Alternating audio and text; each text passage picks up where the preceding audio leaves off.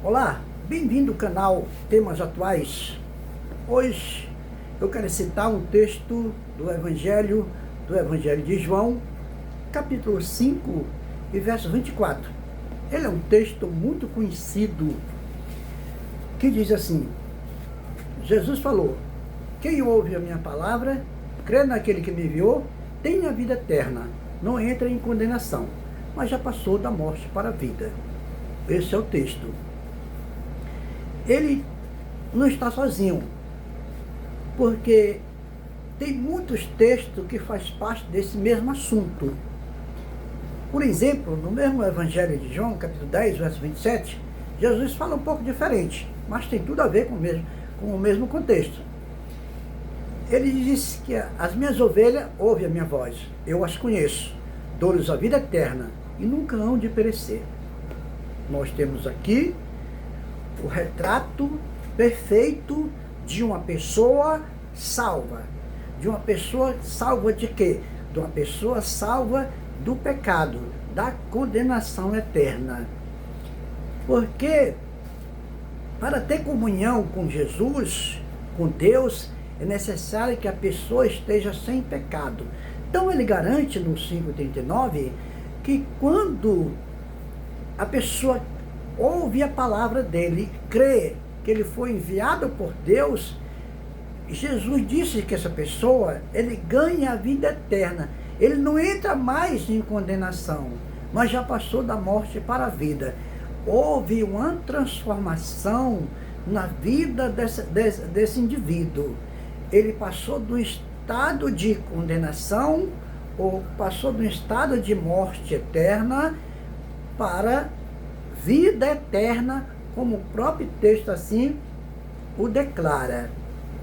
Mas o que nós estamos observando nas igrejas, os ensinamentos, as pregações, não atesta a autoridade que esse texto tem. Não atesta a autoridade que esse texto revela. Eles falam, pregam, mas quando na hora de tirar a prova dos 9, as pessoas que, membro da igreja, batizado, toma ceia, no final, ele aparece como uma pessoa pecadora. Que no sistema religioso de hoje, se você abrir a boca e perguntar se eles estão salvos, ele diz que não. No mundo pentecostal, comumente ele diz que estão trabalhando para se salvar. E o próprio apóstolo Paulo disse em Efésios 2,8 que a salvação não é pelas obras. E nas outras igrejas, eles dizem assim, alguns grupos dizem que está salvo, mas ele aparece ainda como pecador. E se assim ele está descaracterizando o texto, tirando a validade do texto, expondo o texto, tirando a validade do texto e sustentando a mesma palavra que os outros grupos também sustentam, que é negar. Eles negam, confessa com a boca, depois eles negam também com o coração, com a boca e tudo, porque eles não estão salvos. E quando eles não estão salvos, eles não são beneficiados por esse texto, como outro também que eu citei, como demais outros que ele faz parte de um conjunto de textos que fala do mesmo assunto. Então, quando nós recebemos Jesus como nosso Salvador, não de acordo com o sistema religioso, evangélico, mas de acordo com a doutrina de Cristo, o texto em si, que a religião nega, ele diz que a pessoa está salva. Aliás, houve como o apóstolo Paulo disse, um transporte. Ele foi transportado de uma vida de pecado para uma vida de santidade já nesse corpo. Porque as religiões que pregam a salvação, Eles pregam que a salvação vai ser no futuro.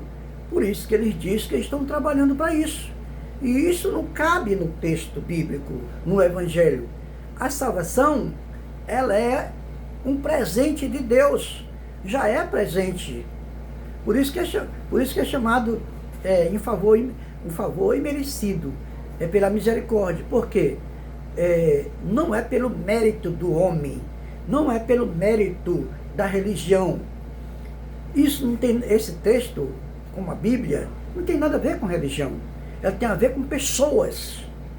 Essa é que é a grande importância.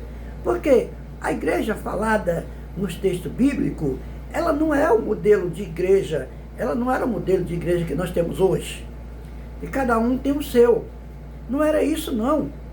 A igreja que existia no primeiro século era uma comunidade de pessoas santas. Você pesquisa Atos dos Apóstolos e as cartas de Paulo, e você vai ver isso, que era uma comunidade de pessoas que criam em Cristo, que já estava salvo lá naquele contexto. E o Evangelho, ele, no decorrer do tempo e da história, ele não perdeu essa validade que tinha lá no primeiro século, na igreja do primeiro século. Ele continuou a validade, como até agora. Mas os pregadores não sustentam a validade do Evangelho. Apenas fala o Evangelho e, ainda assim, de não falar a verdade para a população, eles ainda tiram proveito disso. Proveitos que a gente muito bem sabe quais são. Então, existe no mundo cristão essa falta de que as pessoas receberam Jesus como um Salvador e tomam ceia, foram batizados, mas eles não estão no reino de Deus. Eles não estão julgados. Eles não são santos. E também não foram julgados. E também não estão salvos. Então, na vida dessas religiões, não aparece o Evangelho propriamente dito da Bíblia. Uma coisa é o Evangelho bíblico. Outra coisa é o Evangelho que a religião prega. Outra coisa é o que o Evangelho que a religião vive. Não é o Evangelho de Cristo. Porque o Evangelho de Cristo, ele não tira proveito de ninguém. Ele antes contribui para a elevação espiritual daquela pessoa. Mas tudo isso é bom? O movimento é bom, sim. É bom porque as pessoas estão falando em Deus, mas a pessoa que ali está, ele tem que dar um crédito maior às Escrituras, como Jesus próprio disse em João 5,39. Ele examina, já que ele está no movimento, já que ele está no caminho, ele examina as Escrituras. E Jesus diz que ele vai achar lá a salvação. Ele vai achar lá o próprio Jesus. Ele diz que ele está lá. Está lá onde? Está lá dentro do texto bíblico. E depois, quando você analisa mais profundamente, nós vamos ver, melhor dizendo, que ele está dentro de cada um de nós. Como o apóstolo Paulo disse em Atos capítulo 17, a partir do verso 23 em diante.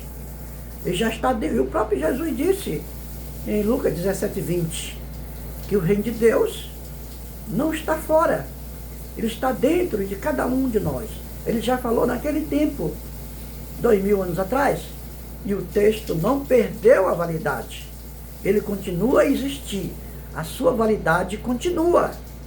É uma questão de nós ter responsabilidade com a palavra de Deus e sustentar.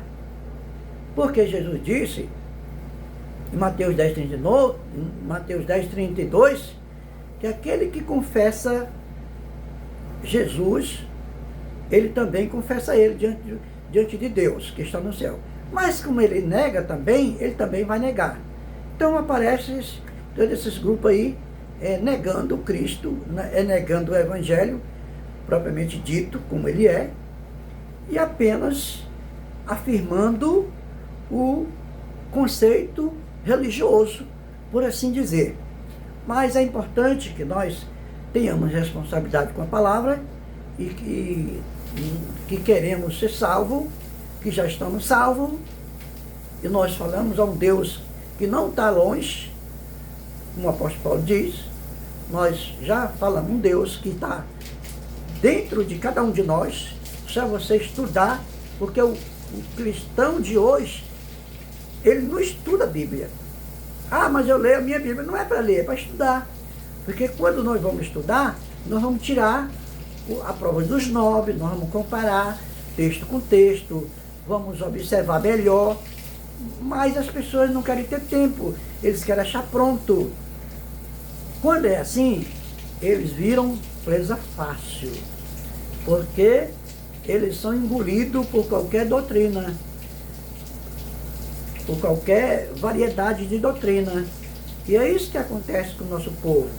Mas o próprio Cristo, ele mandou examinar as Escrituras. O apóstolo Paulo também, na sua época, ele também mandou que examinasse as Escrituras também. Tem diversos textos do Novo Testamento apontando para isso, para que assim nós possamos ter desenvoltura, crescimento espiritual. Como Paulo disse, quando é assim que nós vamos estudar a Bíblia, nós vamos fazer o quê? Nós estamos fazendo o quê? Nós estamos crescendo na graça e no conhecimento de nosso Senhor Jesus Cristo, como ele disse. E é isso que nós devemos fazer. Nós devemos isso a Deus. Nós devemos isso à nossa própria alma. Porque o benefício de Deus, ele já foi entregue, ele já foi pronto, ele está pronto. O que nós devemos fazer é se apropriar dessa salvação, se apropriar desse reino dado a nós e construir uma comunidade, uma Kehillah, que é a comunidade, que é a igreja de Cristo. É isso. A igreja de Cristo, a Kehillah, é uma comunidade de pessoas salvas, de pessoas que estão adorando a Deus em espírito e em verdade, como diz em João capítulo 4, na conversa de Jesus e a mulher samaritana. Então, queridos, são muitas palavras maravilhosas que nós devemos observar para o nosso deleite, nosso crescimento espiritual em Cristo Jesus. Mas, por agora, eu vou deixar que você examine esses textos que eu falei e você comece a tomar posse da vida eterna, assim como está escrito. Que você se encontre com você mesmo e se encontre com Jesus, que está nas Escrituras, como ele falou. Peço que você estude a sua Bíblia, receba Jesus como Salvador e comente, compartilhe, deixe seu like, como disse Paulo, para nós crescer na graça e no conhecimento de nosso Senhor Jesus Cristo. Amém?